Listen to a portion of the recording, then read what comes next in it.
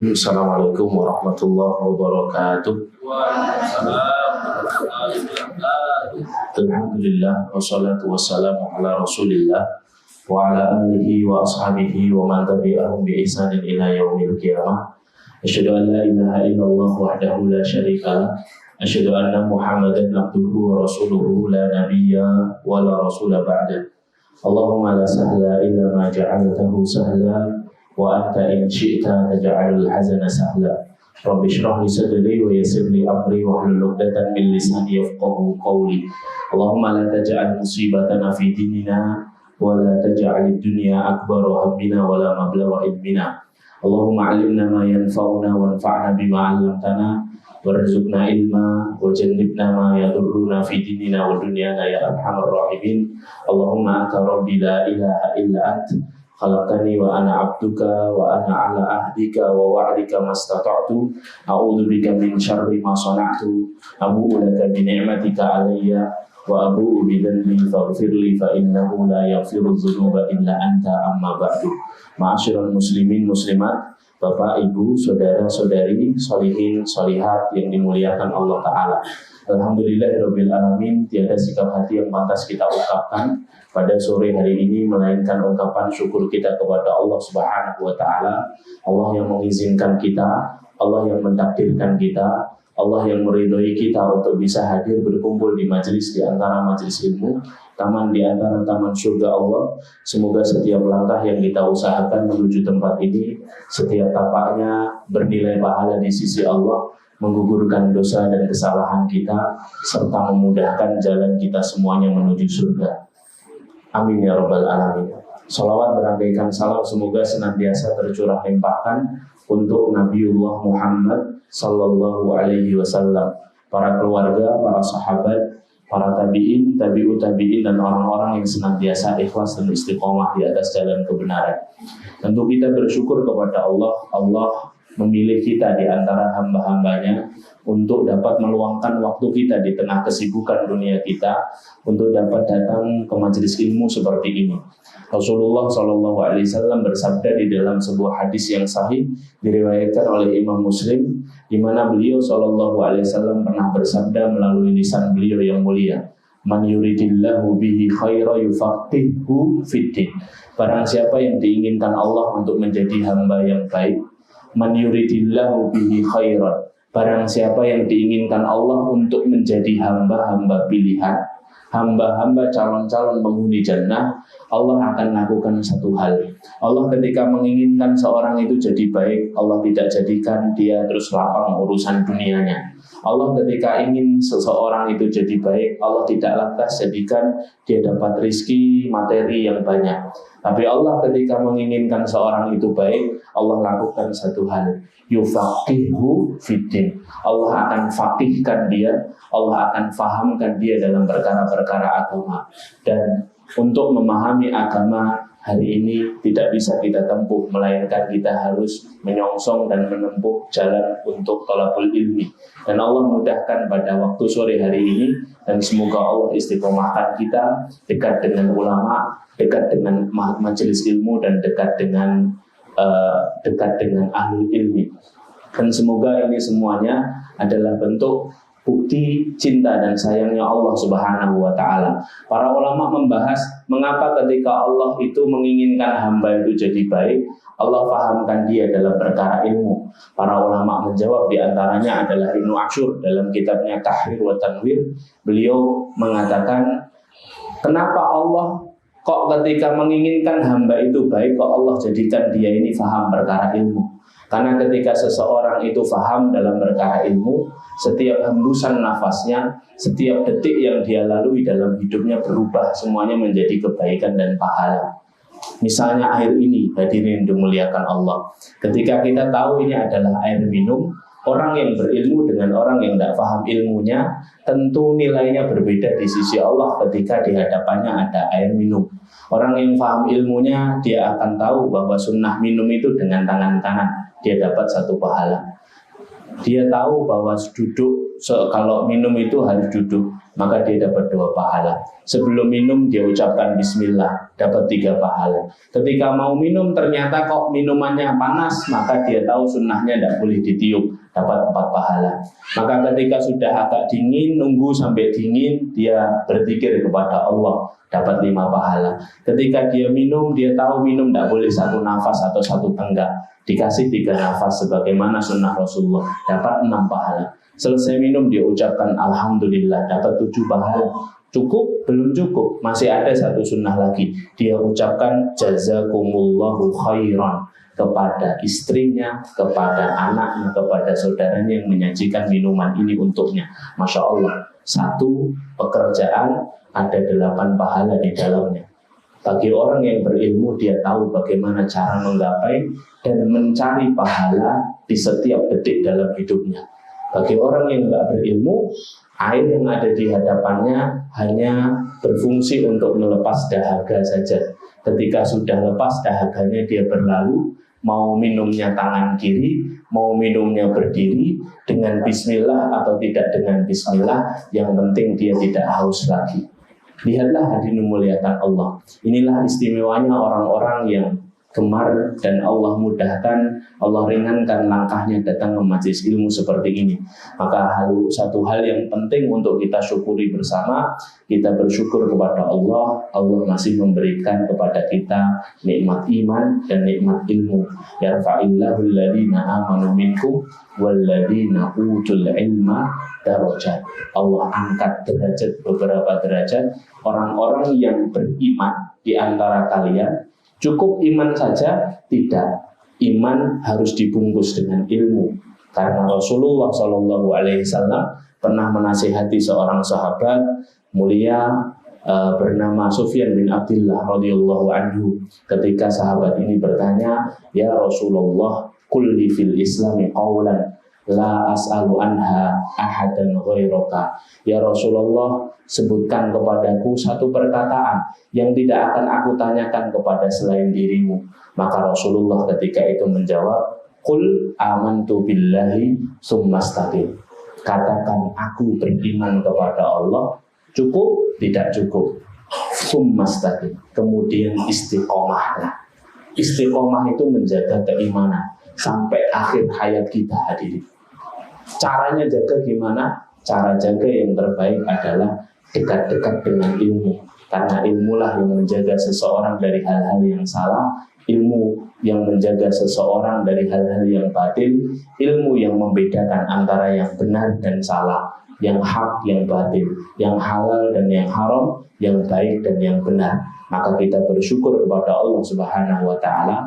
Allah memberikan ilmu kepada kita dan kita berdoa agar Allah Subhanahu wa Ta'ala mengistiqomahkan kita untuk selalu beriltizam dan bermulazamah dengan ilmu sampai akhir hayat kita. Amin Allahumma amin. Hadirin jamaah sholihin sholihat yang dimuliakan Allah, panitia mengamanahkan untuk kami 1 tema resep bahagia. Tema ini tentu kami susun berdasarkan kitab-kitab yang kami baca dari para ulama, bahwa para ulama itu ketika menulis kitab-kitab, mereka selalu menyatakan bahwa tujuan kita hidup itu untuk bahagia. Semua orang kalau ditanya bahagia atau sengsara, jawabannya bahagia. Bahkan doanya orang-orang beriman, wa minhum man yaqulu rabbana atina fid dunya hasanah wa fil akhirati hasanah wa qina adzabannar. Saya masih ingat ayat ini dibaca oleh imam kita tadi, Ustadz Darajat, tadi pagi di subuh hari. Ya, di mana orang-orang beriman itu selalu berkata, ya, rabbana atina, ya Allah berikan untukku hasanah fid dunya, itu kebahagiaan di dunia. Wa fil akhirati hasanah, kebahagiaan di akhirat, wa qina adzabannar, dan jagalah kami dari adzabannar, azab api neraka. Jadi orientasi kita hidup itu untuk bahagia. Hanya yang membedakan seorang muslim dengan orang manusia biasa itu Mereka hanya mengejar bahagia dunia, sedangkan Muslim itu mengejar bahagia dunia dan akhirat. Makanya para ulama banyak menyusun kitab-kitab yang kaitannya dengan kebahagiaan. Misalnya Ibnul Qayyim punya kitab judulnya Miftahu Daris Sa'adah, kunci menuju negeri kebahagiaan. Misalnya Imam Al-Ghazali rahimahullah punya kitab judulnya Kimmiyatus Sa'adah, proses menuju bahagia. Misalnya Imam Al-Ghazali dalam kitab Ihya Ulumuddin itu juga menyebutkan satu bab Al-Munjiyat, hal-hal yang menjadikan seorang sukses dan bahagia. Dan banyak lagi ulama-ulama yang lain yang membahas tentang bahagia ini. Hanya yang perlu kita bahas kali ini adalah kalau kita sepakat bahwa hidup kita itu untuk bahagia. Semua orang kaya, orang miskin pinginnya itu bahagia. Orang sukses, orang yang lagi merintis usaha pinginnya bahagia. Anak kecil atau orang tua pinginnya bahagia. Ayah, ibu, suami, istri semuanya pingin bahagia. Maka yang harus menjadi orientasi setiap mukmin, bahagianya bukan hanya bahagia dunia saja, tapi juga bahagia yang terus akan berkesinambungan, berlanjut sampai nanti di akhir. Nah, para ulama menyusun, memberikan resep-resep kepada kita bagaimana agar kita ini bahagianya bisa di dunia berlanjut sampai akhirat.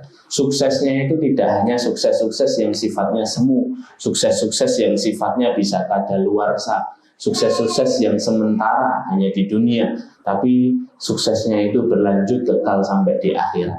Nah, dari kitab-kitab yang kami baca, kami menemukan kira-kira ada 8 resep bahagia yang sering sekali diulang oleh para ulama dalam kitab-kitab mereka. Yang 8 ini semoga dengan izin Allah dalam beberapa waktu ke depan kita bisa menyelesaikannya. Siapapun yang mengerjakan 8 ini, insya Allah Ta'ala akan menjadi orang yang bahagia, tidak cukup di dunia tapi insya Allah berlanjut sampai akhirat. Dan inilah yang akan kita bahas pada kesempatan ke depan. Bukan kesimpulan dari saya, tapi kami Al-Fakir ini hanya penyambung lidah para ulama dari kitab-kitab mereka yang akan kita sampaikan dan akan kita amalkan tentunya dalam kehidupan kita, saya dan antum semuanya yang ada di sini. Barakallahu fikum. Nah, apa saja 8 ini? Yang pertama yang sering sekali diucap oleh para ulama, di antaranya Imam Al-Ghazali dalam kitab Kimmiyatus Sa'adah itu, beliau mengatakan kalau ingin bahagia dunia dan akhirat, resep pertamanya adalah mengenali Allah. Kenali Rabbmu, kata Imam Al-Ghazali. Ya. Maka kewajiban pertama seorang mukmin itu apa? Mengenal Allah. Allah sebutkan misalnya dalam surah Muhammad ayat ke-19, A'udzubillahi minasyaitonirrajim, fa'lam annahu la ilaha illallah. Ketahuilah bahwa ia adalah zat yang tiada Tuhan selain dirinya. Jadi kewajiban pertama kita itu mengenali Allah, dan dengan mengenal Allah kita akan bahagia. Mengapa mengenal Allah itu bahagia? Karena kalau kita tahu Allah adalah Rabb kita, maka hidup kita itu akan tenang setenang-tenangnya. Kita hanya akan menjadikan sandaran yang paling kuat itu Allah Subhanahu wa Ta'ala. Masalahmu memang besar, tapi ketika masalah besar ada di depan kita, kita punya Allah yang maha besar. Maka orang-orang yang beriman, dia akan senantiasa bahagia. Karena dia hanya menjadikan Allah satu-satunya sandaran. Dia berharapnya hanya kepada Allah. Dia tidak pernah kecewa karena tidak pernah berharap kepada selain Allah. Maka para ulama mengatakan berharap kepada manusia adalah patah hati yang paling disengaja. Jadi orang itu kalau berharapnya sama manusia, pasti hidupnya gelisah. Karena manusia tidak akan mungkin memberikan satu hal yang memuaskan diri, pasti mengecewakan. Tapi ketika berharapnya kepada Allah, maka pasti akan dimudahkan semua urusannya sama Allah. Wa may yatawakkal 'ala Allah fa huwa hasbuh. Cukuplah Allah yang menjadi seluruh solusi dari permasalahan hidupnya. Lah, masalahnya adalah bagaimana cara mengenali Allah ini. Cara kenalan sama Allah itu gimana? Cara mengenal betul bahwa Allah adalah zat segala yang memiliki kekuatan, zat yang maha besar, zat yang maha perkasa, zat yang maha bijaksana, itu bagaimana?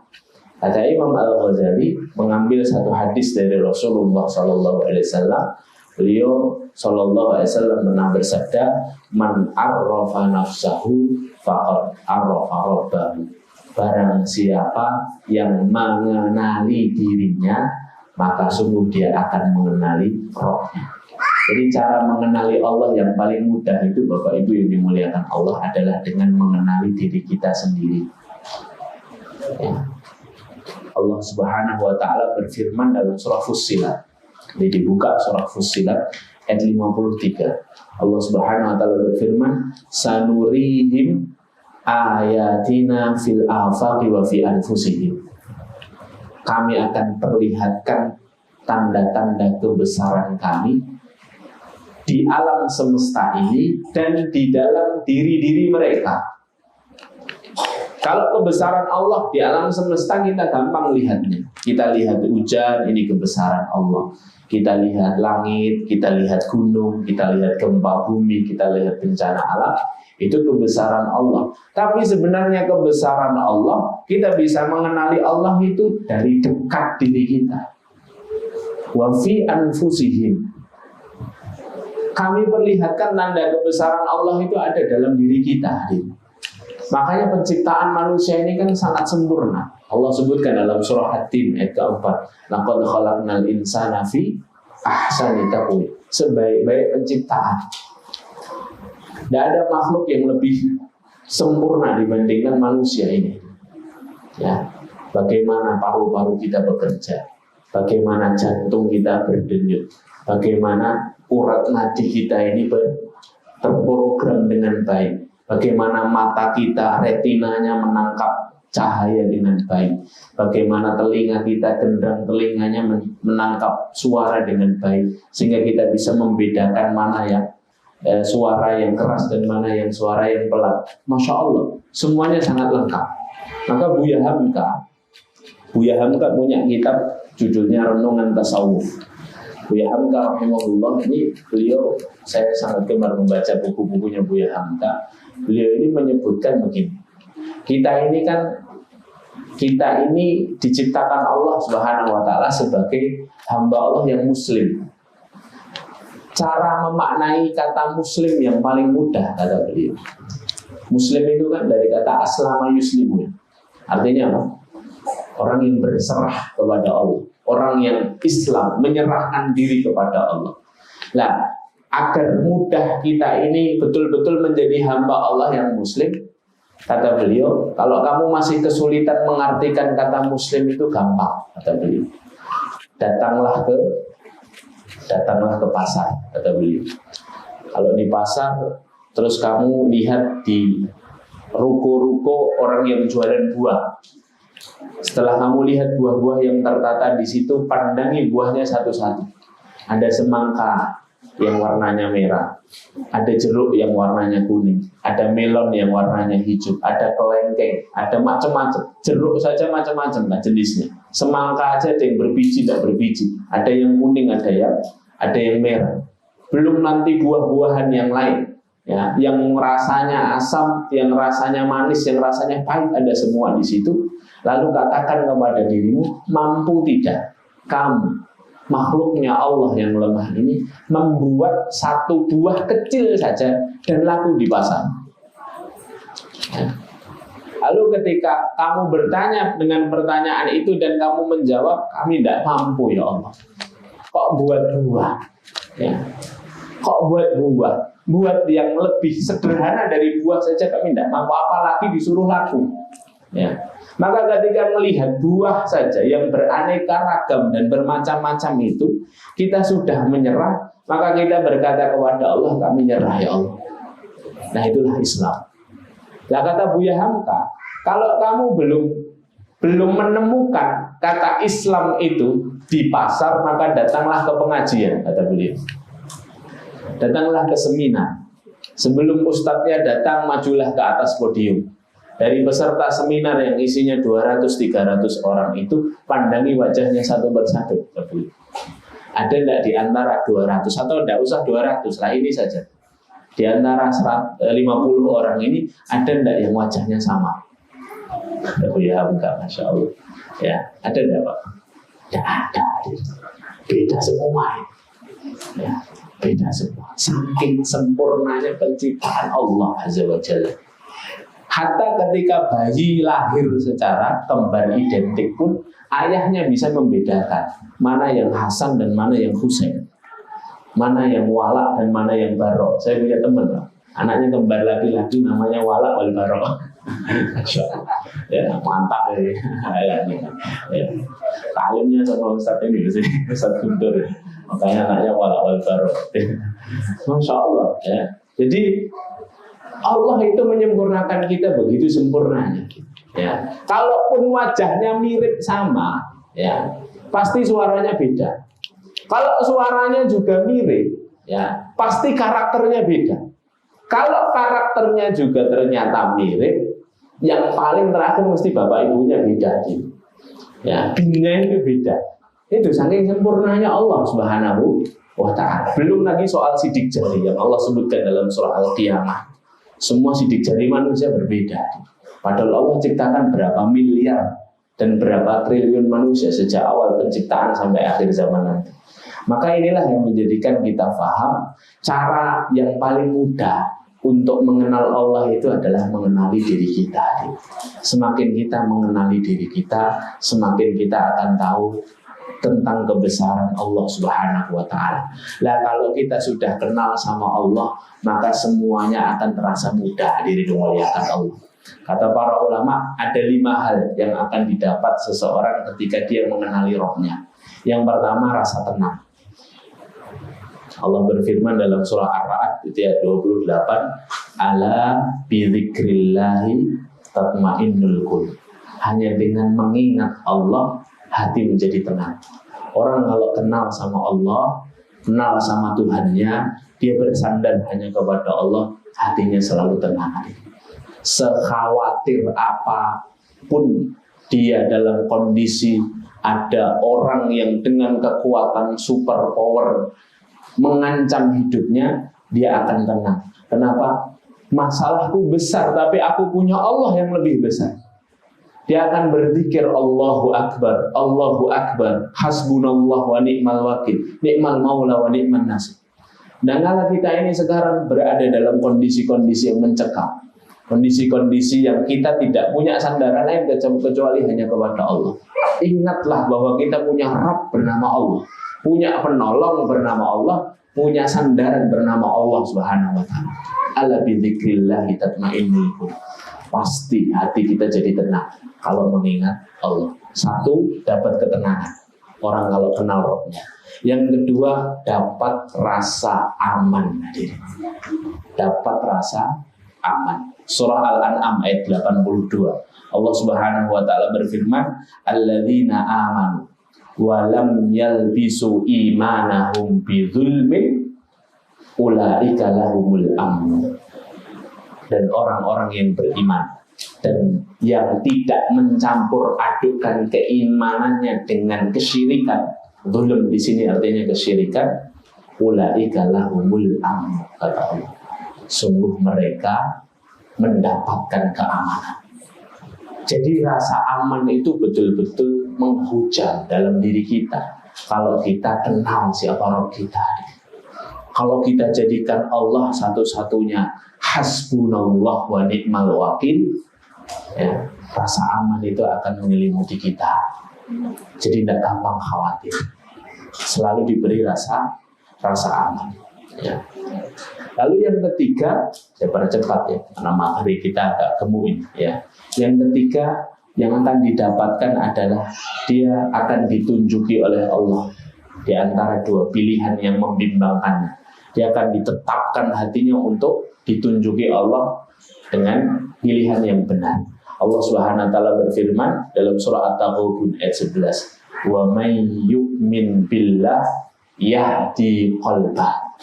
Barang siapa yang percaya Allah, Allah akan tunjuki hatinya. Ini gak gampang bimbang aja, gak gampang bingung. Kenapa?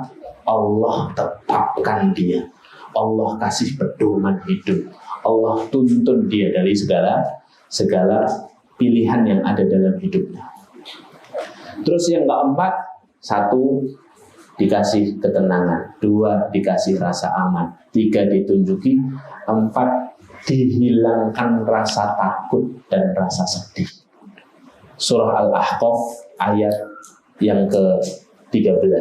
Allah Subhanahu wa taala berfirman, "Innal ladzina qalu rabbuna Allah tsumma istaqamu fala khaufun 'alaihim wa la hum yahzanun." Dan orang-orang yang menyatakan bahwa Rabb-nya adalah Allah, kemudian dia mencoba istiqomah di dalamnya. Istiqomah ya tadi, makna istiqomah di sini mencoba terus mengenali Allah dengan ilmu tadi. Apa kata Allah? Fala khaufun 'alaihim wa la hum yahzanun. Dia tidak pernah takut dan dia tidak pernah khawatir. Tidak pernah takut sama masa depan, tidak pernah khawatir, tidak pernah bersedih hati, walahum yahzan. Tidak pernah takut sama masa depan, tidak pernah bersedih hati sama masa lalu. Ya, jadi masa depannya itu dia tetap yakin bahwa Allah akan bersamanya. Pada masa-masa lalunya yang mengecewakan dirinya, ya, dia tidak bersedih hati karena dalam dirinya selalu terhujam suatu keyakinan bahwa yang menjadi pilihan Allah itu pasti terbaik untuk hidupnya. Jadi tidak pernah sedih hati. Takdir Allah itu yang terbaik. Al-khairu khairatullah. Yang terbaik itu adalah pilihannya Allah. Allah tidak mungkin mengecewakan kita dan Allah tidak mungkin menyia-nyiakan hamba-Nya. Rabbana ma khalaqta hadza batila. Terus yang kelima yang akan didapat bagi orang yang mengenali Allah Subhanahu wa taala adalah dia akan diberikan Allah satu sikap ridho atas ketentuan Allah Subhanahu wa taala. Diberi keridhaan. Ya, Allah sebutkan dalam surah dalam surah Toha ayat ke-30, ayat 130, A'udzubillahi minasyaitonirrajim, wasabbih bihamdi rabbika qabla tulu'i syamsi wa qabla ghurubiha wa min ana'il laili fasabbih wa atrafin nahar la'allaka tarda. Agar kalian ridho, ingatlah Allah di waktu pagi dan di waktu sore, la'allaka tarda, agar kalian ridho atas ketentuan. Dikasih ridho dia. Jadi atas semua ketentuan Allah itu dia ridho. Dia yakin seyakin-yakinnya kalau ini datang dari Allah pasti baik untuknya. Kalau ini datang dari Allah pasti terukur, dan kalau ini datang dari Allah pasti pertolongan Allah itu dekat. Ya. Jadi yang dimuliakan Allah, ini resep bahagia yang pertama. Ya. Resep bahagia yang pertama harus kenal sama Rob kita. Ya. Dengan apa? Ya, tadi dengan mengenali diri kita itu sudah sangat cukup. Ya, lebih daripada itu kita tentu juga mentadaburi ayat-ayat kauniyah maupun ayat-ayat Qur'aniyah. Lalu yang kedua, hadirin dimuliakan Allah, barakallahu fikum, di antara yang paling sering disebutkan oleh para ulama di antara resep bahagia dunia dan akhirat adalah menjadikan rumah kita sebagai surga. Ya, jadikan rumahmu sebagai surga duniamu. Ya, makanya ada istilah apa? Baiti jannati, rumahku surgaku. Ya, maksudnya apa? Kalau kita ini ingin bahagia dunia dan akhirat, maka yang pertama harus diperbaiki itu adalah kesolihan diri kita dan kesolihan pasangan kita. Ya. Kalau ingin rumah kita itu betul-betul menjadi surga, yang kelak nanti bersambung surganya di akhirat, maka yang harus dilakukan adalah mensolihkan diri, pasangan, dan keluarga kita. Ku anfusakum wa ahlikum naro. Ayatnya kan begitu, surat Tahrim ayat 6. Jagalah dirimu dan keluargamu dari api neraka. Ya. Maka setelah saya membuka beberapa kitab tafsir, ada puluhan kitab tafsir yang sudah saya buka untuk melihat tafsir ayat Tahrim ayat ke-6 itu, saya menemukan ternyata para ulama salafus sholih dari sahabat dan tabi'in ketika mengartikan qu anfusakum wa ahlikum naro, jagalah dirimu dan keluargamu dari api neraka, itu mereka menyimpulkan bermuara selalu pada 5 hal. Jagalah dirimu dan keluargamu dengan ilmu. Yang pertama, tafsirnya Ibnu Abbas, dengan ilmu. Jadi jaga diri dan keluarga itu dengan ilmu. Makanya keluarga muslim itu harus punya harus punya porsi ilmu seperti ini. Seminimal-minimalnya sepekan sekali. Pertemuan SAMI ini anggota Syiar Islam Indragiri kok sebulan sekali itu kurang, lobet. Sudah lobet itu kalau baterai. Sepekan sekali itu aja sudah kurang. Ya. Penting ilmu. Ilmu ini yang membedakan kita mana yang benar, mana yang salah. Yang bikin kita nggak ragu itu ilmu. Ya kan? Yang bikin kita yakin itu kan ilmu. Jadi menjaga keluarga itu satu ternyata dengan ilmu. Tafsir Ibnu Abbas. Lalu yang kedua, menjaga keluarga itu ya dengan keteladanan. Dengan keteladanan. Jadi ayah dan bunda, suami dan istri harus bisa menjadi teladan bagi anak-anaknya. Orang tua itu ibarat benda, anak itu ibarat bayangan. Kalau bendanya lurus, bayangannya lurus. Tapi kalau bendanya bengkok, bayangannya bengkok. Jangan pernah mimpi anak kita jadi hafidh-hafidhul Quran kalau orang tuanya malas baca Quran. Jangan pernah mimpi anak kita jadi ahli masjid kalau orang tuanya suka masbuk datang ke masjid. Jangan pernah mimpi orang tuanya, anaknya menjadi alim dan ulama kalau orang tuanya tidak pernah datang ke majelis ilmu. Jadi yang kedua itu dengan keteladanan. Ya. Jadi menjaga diri kita dari api neraka itu apa? Dengan keteladanan. Yang ketiga, i'malu bi ta'atillah, dengan ketaatan. Ya. Dengan ketaatan. Ini tafsirnya Ibnu Abbas juga. Ya. Kalau yang ilmu tadi bukan Ibnu Abbas ya, Ali bin Abi Thalib. Kalau yang ta'atillah ini tafsirnya Ibnu Abbas. Jadi kalau pingin keluarga kita ini terhindar dari api neraka, pingin menjadi rumah kita itu rumah yang menjadi surga dunia, yang harus dilakukan apa? Hiasi hidup kita dengan ketaatan kepada Allah. Jauh-jauh dari maksiat, harus saling mengingatkan. Regulasi yang kita buat di rumah itu harus regulasi Al-Quran. Ya. Jadi kalau ada yang melakukan kesalahan harus diingatkan, harus ada amar ma'ruf di dalam. Yang keempat dengan zikir dan doa. Ya. Sejak kecil anak-anak kita diajari zikir, astaghfirullah, ya, di u'idzuka bi kalimatillahi tamah min kulli syaitanin min kulli syaitanin wahama wa min ainin lama. Dikasih zikir-zikir tertentu, ya, diingatkan, didoakan. Ibu-ibu kalau punya anaknya 3, didoakan semua. Jangan doakan satu yang belum soleh, yang sudah soleh tidak didoakan. Harus didoakan rata. Yang belum soleh didoakan soleh, yang sudah soleh didoakan istiqomah. Ya, kenapa? Karena doanya ibu itu sangat mustajab. Jadi menjaga dari api neraka diri dan keluarga itu ternyata ya dengan doa dan zikir. Ya. Terus yang kelima dengan menjaga pergaulan.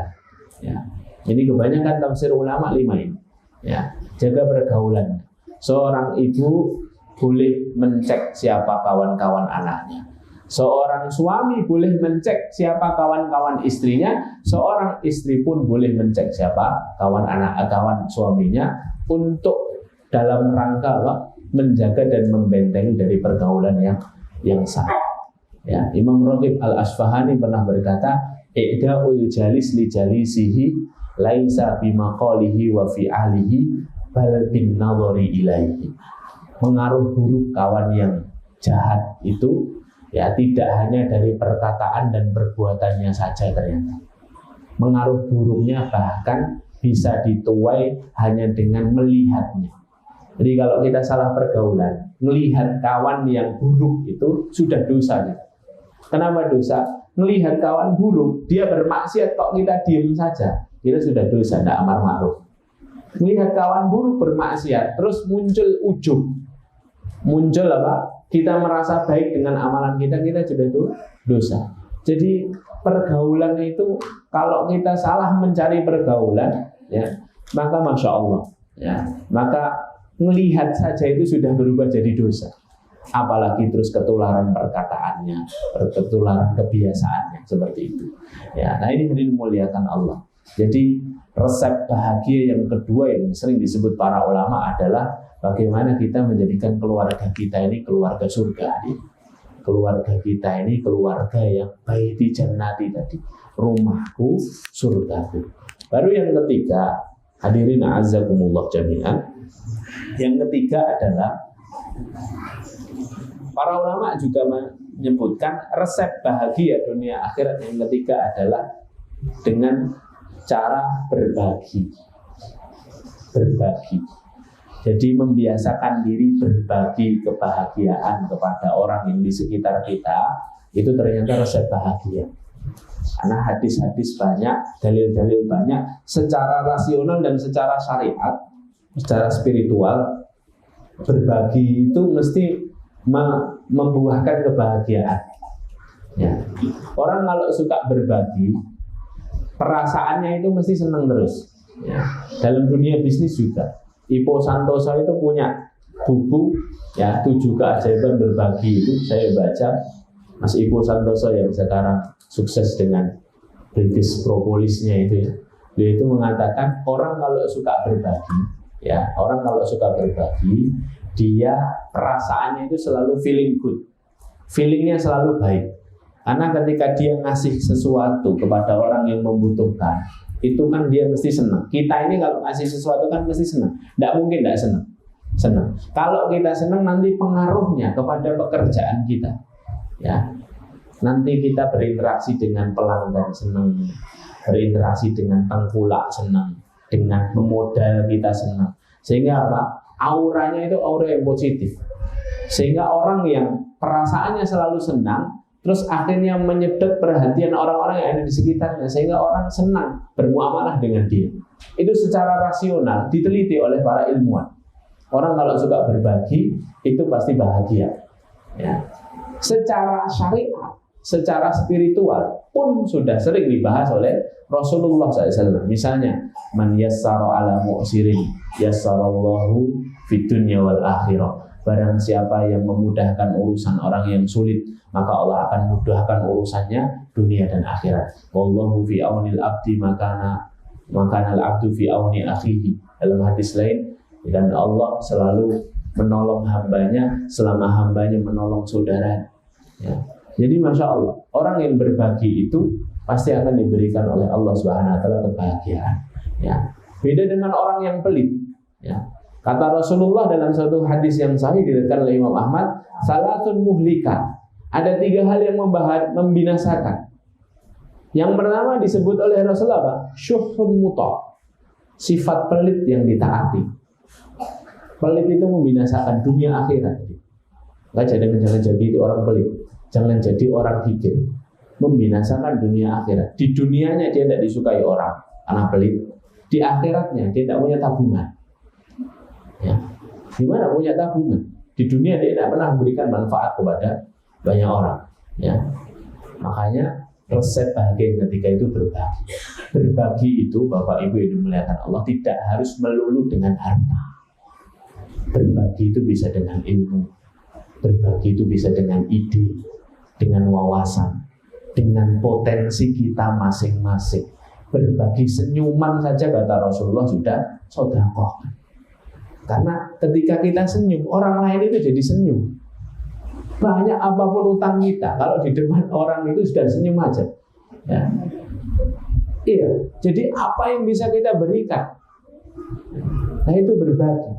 Setidaknya kalau kita tidak punya harta, kita tidak punya ilmu, kita tidak punya wawasan, kita tidak punya ide, kita tidak punya tenaga sekalipun, bahkan ketika kita tidak punya senyuman, kita masih punya doa. Doakan loh saudara kita yang sedang hari ini ditimpa masalah, yang hari ini sedang dalam kondisi khawatir, itu didoakan, berbagi kebaikan itu. Kan Rasulullah SAW bersabda apa? Barang siapa yang mendoakan saudaranya dalam keadaan fi dhahril ghaib, dalam keadaan berjauhan, saudaranya tidak tahu kalau didoakan, maka para malaikat akan mengatakan amin walaka bimislim. Amin, begitu juga dirimu, untukmu juga, kata malaikat. Jadi doanya balik untuk kita, diri. Kebahagiaannya balik buat kita. Ya. Jadi ini hadis penting. Jadi kalau ingin doa itu balik untuk kita, doakan saudara kita yang jauh, yang nggak tahu kalau kita doakan. Malaikat otomatis berkata, amin walaka bimislim. Amin, dan begitu pula untukmu. Ya, begitu pula untukmu. Saya pernah mengajarkan doa ini kepada jamaah. Terus saya bimbing umroh. Pas bimbing umroh, jamaah ini bawa ibunya, sudah tua hari ini, umurnya sudah 70-an. Saya sudah bilang ibunya kemana-mana dibawa. Di mana-mana tolong dijaga ya, karena ibu ini sudah tua, nanti takutnya tidak bisa balik ke hotelnya. Qadarullah benar hadir, ditinggal sholat sunnah, ibunya hilang. Qadarullah tasnya ibunya, tas yang ada tulisan travelnya itu dibawa sama anaknya, betul-betul hilang dan tidak bawa identitas. Kalau kami yang biasa bimbing umroh, Masya Allah, kalau ada jamaah hilang kita tunggu dulu 1 kali 24 jam. Kalau tidak balik berarti hilang benar. Gitu ya. Kalau masih 2 jam itu nanti Insya Allah. Ternyata betul seharian. Ini akhirnya anaknya bingung, Ustaz, tidak ketemu Ustaz. Kita juga jadi masalah kan. Kami cari tidak ketemu dia. Kami kerahkan para mutawif tidak ketemu. Saya teleponin mahasiswa cari ini, tidak ketemu hadir. Sampai akhirnya qadarullah sudah malam ya, sudah hampir pagi lagi. Besoknya kami sudah nelpon lagi ke ibu ini yang punya orang tua, ternyata tidak ketemu. Sampai akhirnya wah ini hilang betul ya, karena udah lebih dari 1 kali 24 jam. Terus hadir. Tidak lama pagi harinya ibu ini datang ke hotel itu sudah sama ibunya. Padahal kami itu sudah mengerahkan semua mahasiswa kita yang di Mekah itu sudah suruh cari. Ya, mutawif itu sudah cari, muasasa ya travelnya sudah kerahkan orang untuk cari. Ketemu, dikit-dikit dengan Ustaz, alhamdulillah ketemu. Gimana ceritanya bu kok ketemu? Tidak bawa identitas aja. Dan ibunya sudah agak-agak pikun gitu. Ya. Sudah komunikasinya sudah tidak lancar. Terus dia apa? Saya itu yang terharu itu dia berkata begini, Ustaz, pas saya betul-betul bingung, saya ingat materi pengajian Ustaz. Yang mana? Yang kata Rasulullah, barang siapa yang mendoakan saudaranya fi dhahril ghaib, dalam kondisi saudara tidak tahu, malaikat akan berkata amin walaka bimislim. Amin, begitu juga untukmu. Lah, pas saya kemarin kalut, saya ingat ilmu ini. Lah kok qadarullah saya ketemu orang yang ternyata saudaranya hilang juga. Langsung saya menghadap Ka'bah, ya Ustaz. Saya berdoa, ya Allah, pertemukan orang ini dengan saudaranya yang hilang, ya Allah. Dengan ikhlas dan tulus dalam hati. Ya. Maka tidak lama itu ternyata saya jalan ketemu ibu saya, ya, yang ternyata sudah lapar, sudah nyari anaknya gara-gara ditinggal sholat sunnah. Ya. Itu langsung ijabah. Ya. Amin walaka bimislim. Doakan orang lain dengan masalah yang sama, diijabah Allah, langsung masalahnya diselesaikan. Kadang berbagi itu hanya dengan doa. Ya. Mendoakan saudara kita itu juga bagian dari berbagi, dan itu menimbulkan kebahagiaan. Jadi yang ketiga apa? Berbagi. Bahagia. Yang keempat, Ya, dikasih waktu Ustaz Guntur sampai jam 5:30 tok nih Mbak. Ya, ini mau 2 tema digabung ini. Ya.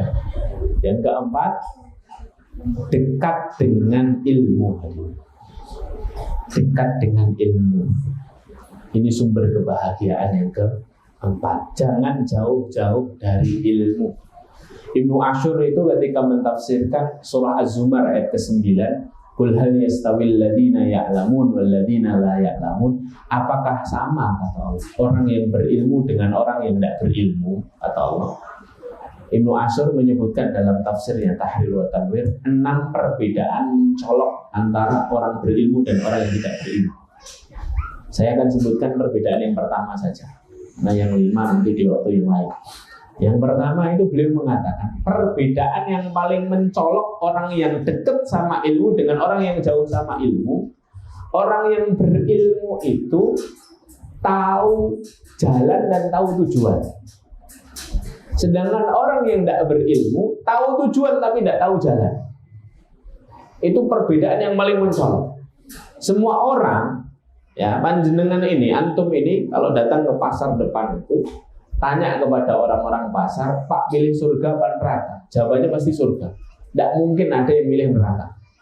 Hanya orang-orang sekarang aja ini yang rada-rada aneh.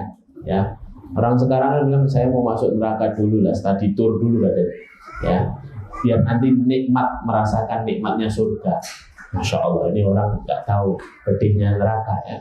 Nah, kalau orang awam suruh milih, biasanya yang milih neraka itu malah orang-orang pintar. Ya. Orang-orang pintar yang keblinger maksudnya. Ya. Kalau orang awam suruh milih mesti surga. Tapi bedanya orang berilmu dengan orang tidak berilmu itu. Kalau orang berilmu ditanya surga apa neraka, dia milih surga tapi dia tahu jalan menuju surga.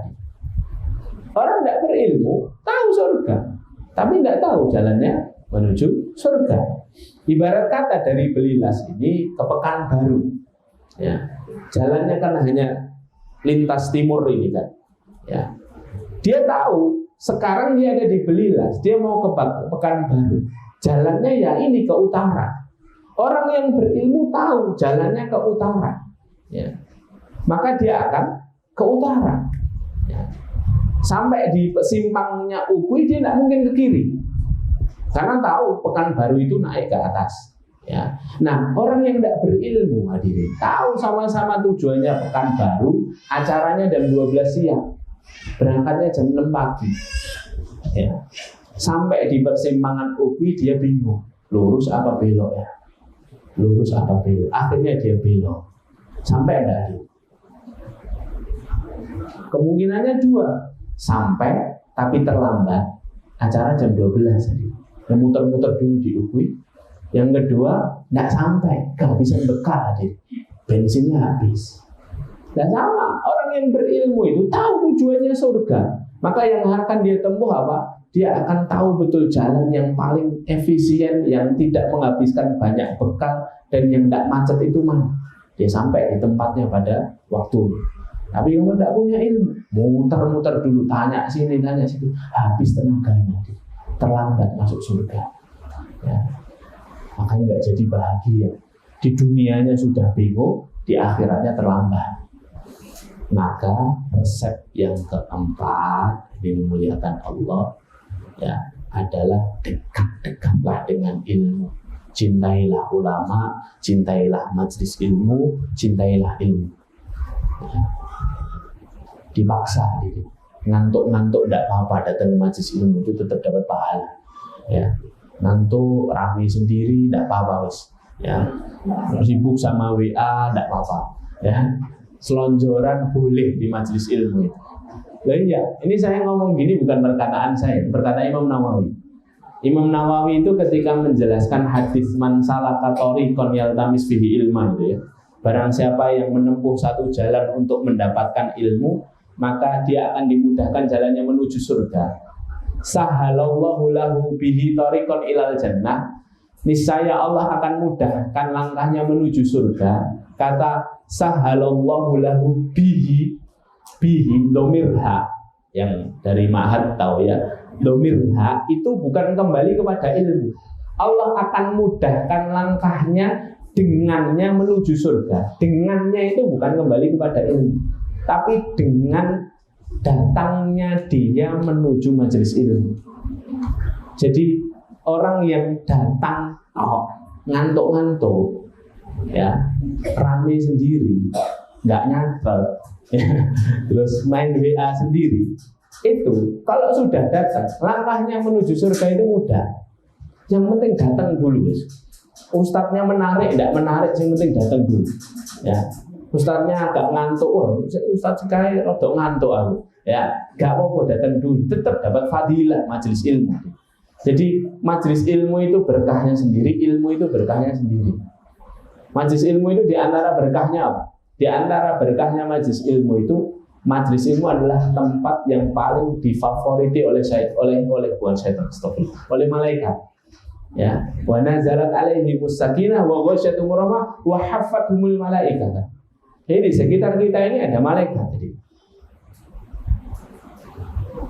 wa haffathumul malaikah itu kata para ulama, para malaikat menurunkan, mengepakkan sayapnya, tanda hormatnya kepada para penuntut ilmu dan mengaminkan setiap doa. Makanya Rasulullah bersabda, ya, berdoalah di majelis ilmu karena di dalamnya ada ijabah doa. Di antara tempat ijabah doa itu di majelis ilmu, di tempat favoritnya malaikat. Makanya saya katakan, ya, orang itu dekat dengan surga ketika dia dekat dengan majelis ilmu. Ya. Makanya dimuliakan Allah, ini yang harus kita senantiasa jaga, ya. Ya, kondisi situasi seperti ini ya, pemandangan seperti ini harus senantiasa ada. Ini majelis ilmu. Ya. Bahkan tidak jarang malaikat itu kadang-kadang datang dengan wujud manusia, Pak, ke majelis ilmu. Ya. Dan ini fakta sejarah membuktikan kadang-kadang saking senangnya malaikat sama majelis ilmu, malaikat datang ke majelis ilmu dalam wujud manusia. Buktinya apa, Ustaz? Hadis kedua Arba'in Nawawiyah, hadis Jibril. Ya. Jadi pernah suatu hari Rasulullah majelis sama sahabat, tiba-tiba datang laki-laki, pakaiannya putih bersih, rambutnya hitam mengkilau. Datang, ikut duduk, pas sesi tanya jawab, tanya-tanya.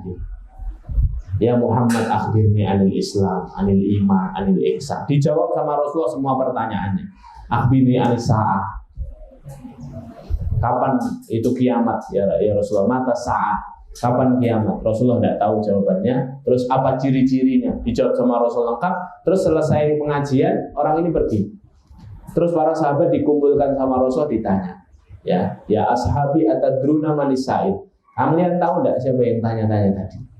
Kata para sahabat, Allah wa rasuluhu a'lam. Allah dan Rasulnya yang tahu, ya, yang lebih tahu daripada kami, ya Rasulullah. Lalu apa kata Rasulullah? Fa'innahu Jibril atakum yu'allimukum dinakum. Itu tadi malaikat Jibril datang ke sini menjelma sebagai manusia, pura-pura tanya tentang perkara agama kalian agar kalian beriman. Jadi kadang-kadang malaikat tuh saking senangnya sama majelis ilmu, Pak, datang ke majelis ilmu menjelma sebagai manusia. Maka coba cek kanan kiri, Bu, siapa tahu ada Jibril. Ya, ciri-cirinya tadi, ya, pakainya bersih. Kalau ada yang seperti itu, coba jenengan jawab. Nun saya mau jenengan Jibril logo sanes pulau Israel, ya. Israel gitu, ya. Nah, ini hari ini muliakan Allah. Itu yang keempat. Yang kelima, semuanya 8 ya, sistem.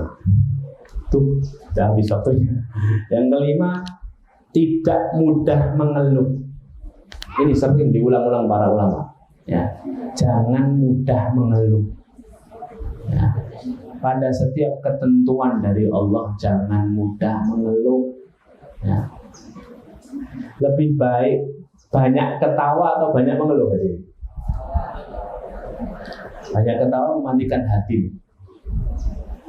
Kalau banyak mengeluh, lebih baik mana? Banyak ketawa atau banyak mengeluh? Ayo. Enggak, pilihannya dua kok, banyak sedekah. Banyak ketawa atau banyak mengeluh? Ibu. Para ulama mengatakan kalau pilihannya banyak ketawa sama banyak mengeluh, lebih baik banyak ketawa. Karena orang yang banyak ketawa kan kasratul dhahki itu kan tumitul qulub kan, mematikan hati kan. Menjadikan hati itu kan mati. Tapi masih punya hati. Orang banyak ketawa itu masih punya hati. Tapi kalau orang banyak mengeluh itu, Allah saja malu jadi Tuhannya. Dalam hadis yang sebagian ulama mendhaifkan, tapi sebagian mensahihkan.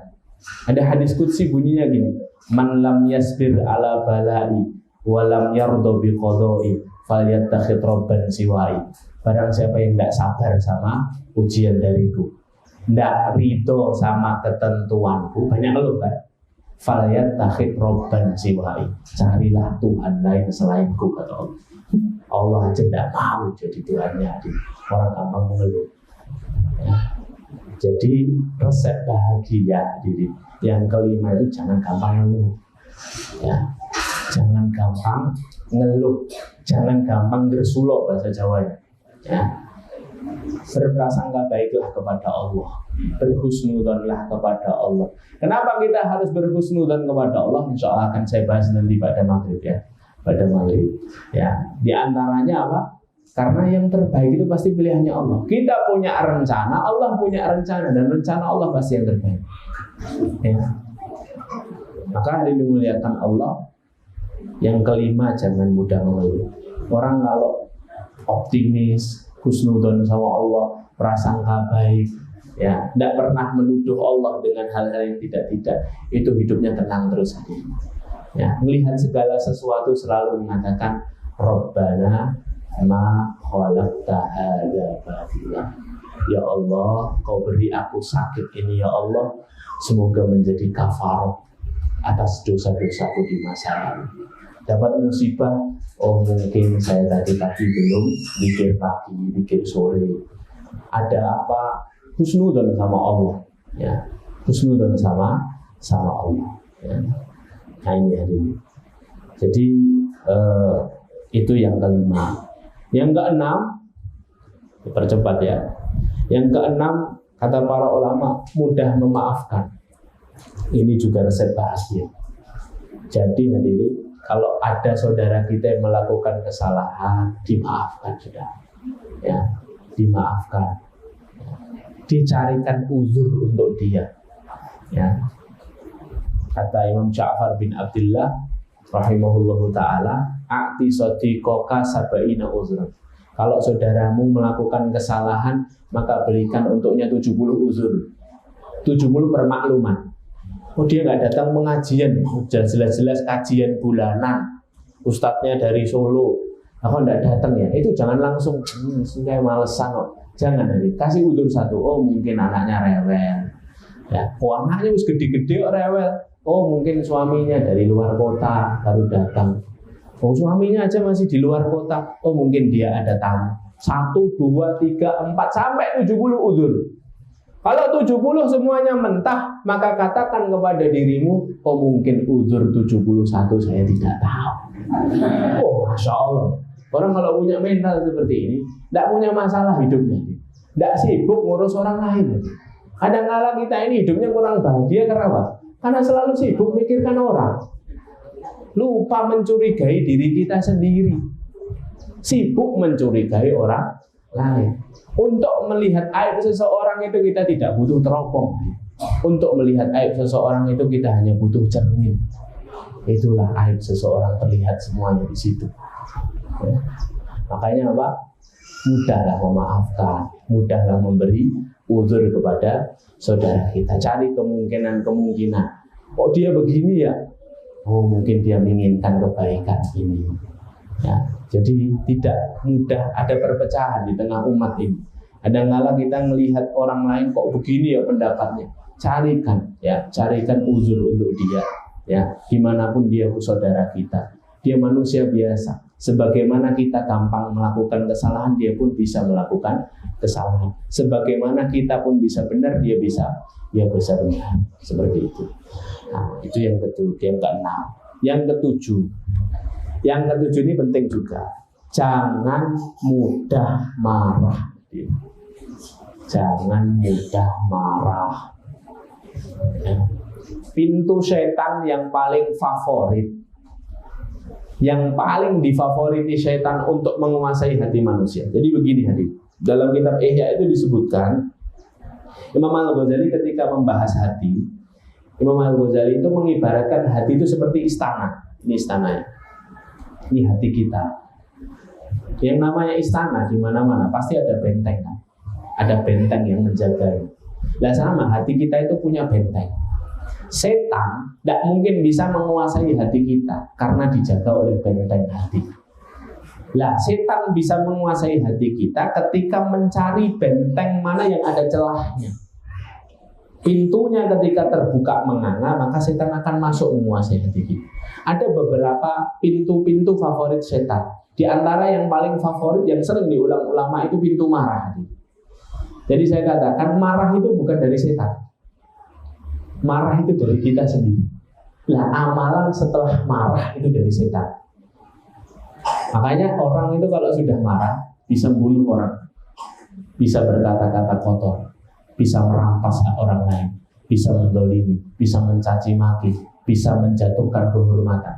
Orang kalau sudah marah, makanya tutup ini pintu marah. Marah itu dari diri kita, mengendalikan diri kita sendiri. Halakamru'un lam ya'rif qadra nafsihi, kata Rasul. Celakalah seorang yang tidak bisa mengontrol dirinya sendiri. Ya. Makanya apa? Marah, jaga, jangan sampai marah. Yang suami jangan gampang marah sama istrinya. Capek Pak jadi istri itu di rumah.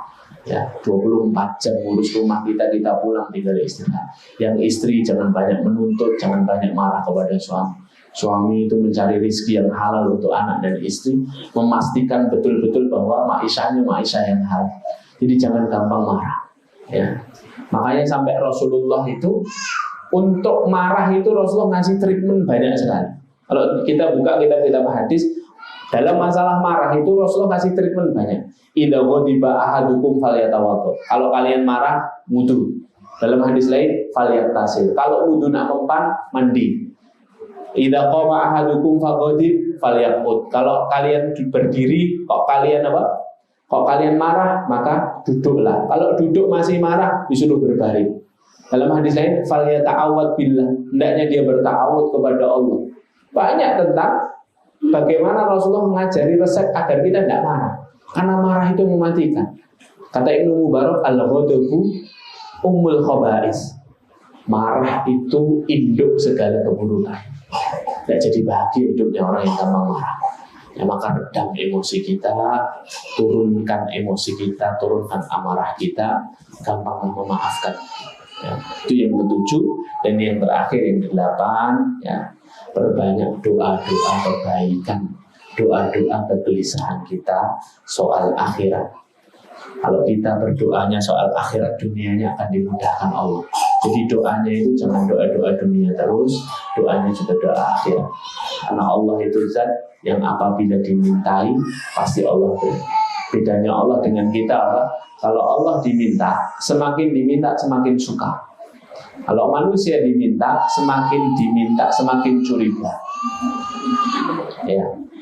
Antum tinggal di sini, ada orang paling kaya di kampung ini. Antum minta pertama, dikasih nggak? Kaya, kasih. Minjem uang untuk bayar SPP 1 juta Pak, boleh nggak? Kasih. Bulan depan antum minta lagi, dikasih orang kaya. Bulan ketiga datang lagi, yang 2 bulan belum dibayar, masih dikasih. Tapi kalau sudah 5 kali berturut-turut Anda minta, dia sudah mulai curiga. Sebenarnya kerja enggak orang. Setiap bulan datang minta. Dia sudah mulai curiga, dia sudah mulai bosan. Karena memang hakikatnya manusia seperti itu. Tapi Allah tidak. Semakin diminta Allah SWT semakin kasih. Wa idza sa'alaka ibadi anni fa inni qarib. Ujibu da'watad da'i idza da'a. Kalau hambaku meminta kepadaku, bertanya kepadaku, wahai Muhammad, sesungguhnya aku dekat, aku ijabai doa hambaku selama dia mau meminta. Idadaan itu yang penting mau minta saja. Maka resep bahagia 8, seorang mukmin itu hidupnya sangat bergantung kepada doa. Jangan lepaskan doa. Banyak di antara manusia itu yang tidak diberi taufik oleh Allah untuk duduk sejenak berdoa. selesai sholat inginnya cepat pulang, padahal itu waktu-waktu mustajab untuk berdoa. Di antara dua adzan dan iqamah, saat turun hujan, saat safar, sepertiga malam terakhir, selesai sholat, di penghujung sholat, di waktu sujud, itu waktu-waktu yang mustajab. Di majlis ilmu, sempatkan diri kita untuk berdoa kepada Allah. Semoga Allah Subhanahu wa Ta'ala memberikan kebahagiaan untuk kita dunia dan akhirat. Allahu a'lam bishawab. Ini 8 hal yang coba mari di list 1 sampai 8. Dilihat mana yang belum ya, yang belum saya bisa lakukan secara istiqomah, dilingkari, terus sama-sama kita amalkan. Barakallahu fikum. Semoga apa yang kami sampaikan bermanfaat, terutama untuk saya Al-Fakir dan untuk ikhwan akhwat jamaah sholihin sholihat yang dimuliakan Allah.